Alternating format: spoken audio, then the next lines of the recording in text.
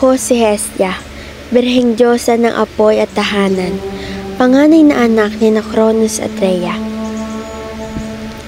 Noong ako'y isinilang, nilamon ako ng aking sariling ama, dahil sa takot niyang maagawan ng kapangyarihan. Ngunit sa huli, nailigtas ako at kasamang aking mga kapatid, pinabagsak namin ang kanyang paghahari.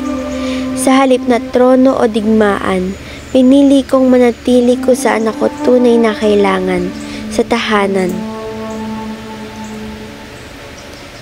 Tahimik kong ginagabayan ang bawat tahanan, pinapanatiling buhay ang apoy sa gitna ng lamig, at pinagsasama-sama ang mga puso sa bawat hapag. Hindi ko kailangang humarap sa laban o paligsahan. Ang mahalaga sa akin ay ang katahimikan at pagkakaisa ng pamilya at pamayanan. Naririnig ko ang mga panalangin at handog na alay sa bawat pagkain. Nakikita ko ang mga apoy na inaalay sa mga altar. Nararamdaman ko ang galak ng mga taong magkasama, at ako'y nababahala tuwing nawawala ang sigla sa loob ng bahay. Umiiyak ako kapag pinapatay ang sigradong apoy nang walang dahilan. Minsan akong niligawan at inalok sa kasal ni na Apollo at Poseidon, ngunit tinanggihan ko sila, dahil ako'y nangako na maging isang walang hanggang birhen upang pagsilbihan ang sagradong apoy.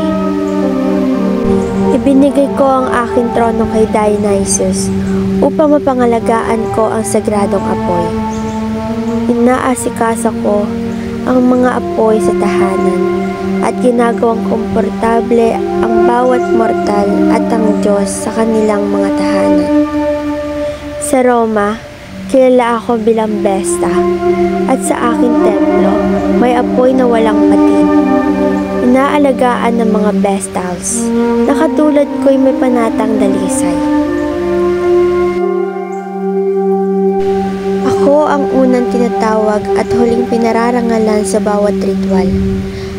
Ako ang liwanag sa gitna ng dilim, ang init ng pag-ibig sa bawat tahanan.